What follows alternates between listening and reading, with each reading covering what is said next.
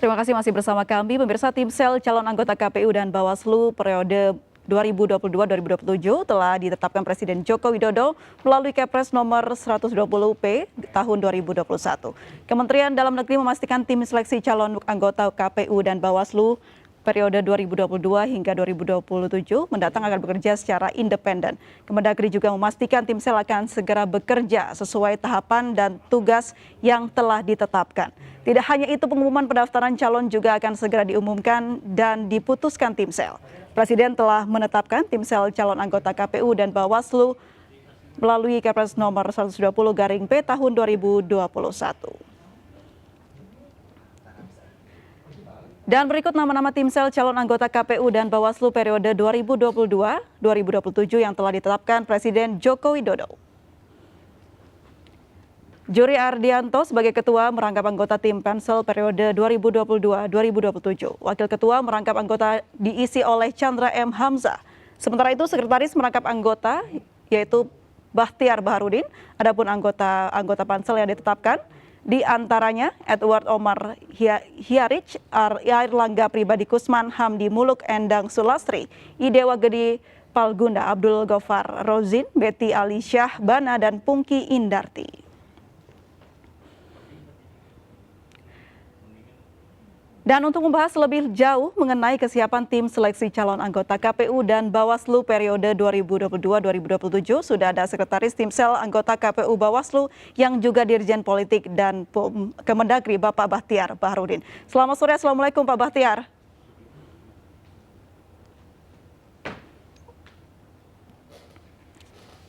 Selamat sore Pak Bahtiar, Assalamualaikum. Selamat sore, Assalamualaikum Bu Aprilia. Sehat? Saya kedengaran? Baik, apa kabar Pak? Sehat Pak? Baik, Alhamdulillah, sangat sehat. Baik, saya mengucapkan selamat atas terpilihnya Bapak menjadi salah satu tim sel ini yang dibentuk oleh Bapak Presiden Joko Widodo.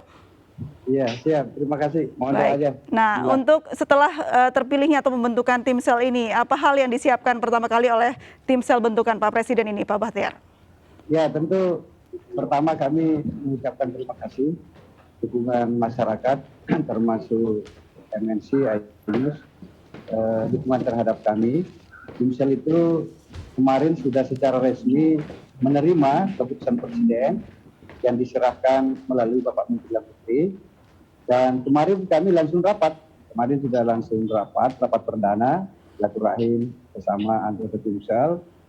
Dan hari ini juga kami akan melanjutkan rapat, tentu menyusun agenda jadwal pelaksanaan seleksi sebagaimana yang diamanatkan dalam Undang-Undang Pemilu, Undang-Undang 7 tahun 2017 tentang pelaksanaan tim seleksi itu sendiri. Nah, di tahapan-tahapan itu kan ada 6 tahapan, mulai dari tahapan pendaftaran, kemudian ada tahapan tes tertulis, kemudian seleksi administrasi, setelah pendaftaran seleksi administrasi, kemudian dilanjutkan dengan tahapan tes tertulis, kemudian dilanjutkan ada tes psikologi, kemudian ada tes kesehatan, kemudian tes wawancara.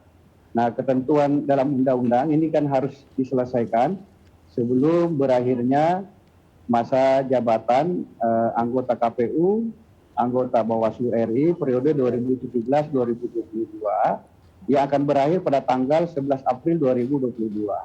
Nah, hasil tim seleksi sendiri nanti akan diserahkan kepada Bapak Presiden, dan selanjutnya Bapak Presiden meneruskan itu ke DPR RI untuk dilakukan fit and proper test.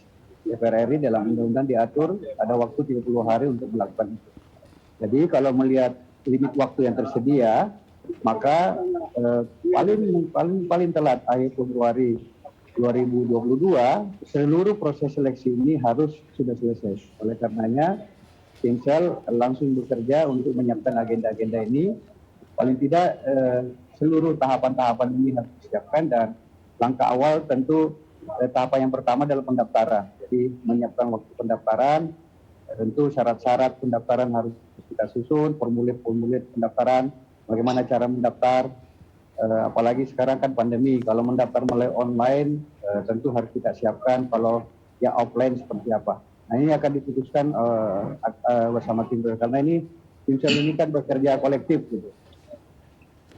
Baik, Pak Bahtiar, kalau melihat bagaimana Timsel ini menjadi berita di banyak headline besar begitu. Nah, banyak masyarakat yang menganggap atau mengkhawatirkan independensi dari Timsel ini. Tanggapan Pak Bahtiar seperti apa? Nah, justru bagus kalau ada skeptis kalau kita. Justru kalau skeptis itu tantangan buat kita untuk bekerja lebih baik. Gitu. Dan tugas kita Timsel membuktikan kepada publik bahwa ini juga pertaruhan integritas para Timsel. Nah, dalam Timsel sendiri akan ada kode etik. Pengalaman saya 5 tahun yang lalu, kebetulan saya 5 tahun yang lalu ada Direktur Polisi Dalam Negeri yang menjadi Kepala Staf Timsel. Timsel itu bekerja luar biasa. Dan sebagian yang anggota Timsel ini juga kan, beliau-beliau ini kan pengalaman di Timsel yang lain. Bahkan anggota Timsel KPU UAS 5 tahun yang lalu, di situ ada Prof. Andi Muluk, ada UBT, kemudian beliau-beliau juga anggota yang lain juga ada mantan Timsel KPU, Timsel Ombudsman, Timsel KPK. Jadi ini sebenarnya orang-orang yang memiliki reputasi dan integritas yang sangat kuat sebenarnya. Nah, adapun aspirasi dan pendapat publik itu sah-sah saja dan justru bagus memberi warning pada kita untuk bekerja serius. Karena ini adalah pekerjaan yang sangat penting, urgent, menyangkut pemilihan orang yang akan menyelenggarakan pemilu dan pilkada serentak yang kebetulan dilaksanakan di tahun 2024. Jadi timnya sudah cukup lengkap begitu ya Pak ya untuk bisa bersiap menyelenggarakan seleksi calon anggota KPU dan Bawaslu. Kira-kira gambaran seperti apa Pak kriteria dari calon anggota KPU dan Bawaslu yang mungkin akan nanti dicari begitu? Ya, kriteria secara umum ya itu kan sudah diatur di pasal 21 Undang-Undang 7 2017 tentang pemilu. Syarat pertama harus warga negara Indonesia. Jadi kemudian yang kedua harus berusia minimal 40 tahun. Nanti terhitung sejak nanti tanggal pendaftaran 40 tahun. Jadi yang usianya dibuat 40 tahun dia tidak termasuk dalam kriteria undang-undang ini. Kemudian tentu memiliki integritas, terus pemahaman dan wawasan kepemiluan. Terus yang paling penting juga sehat lahir dan batin. Karena ini pekerjaan yang sungguh luar biasa membutuhkan energi yang besar gitu.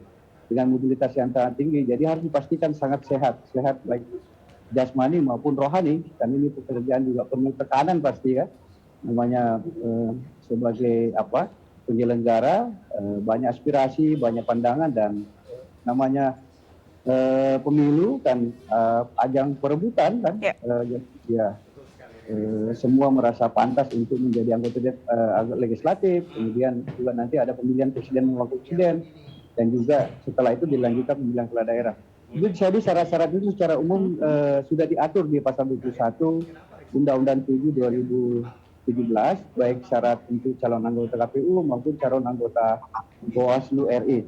Nah, syarat-syarat ini tentu akan didetailkan lagi dan dioperasionalkan dalam seluruh tahapan-tahapan itu untuk melihat termasuk rekam jejak calon. Jadi pendapat masyarakat sangat penting melihat rekam jejak daripada calon-calon itu.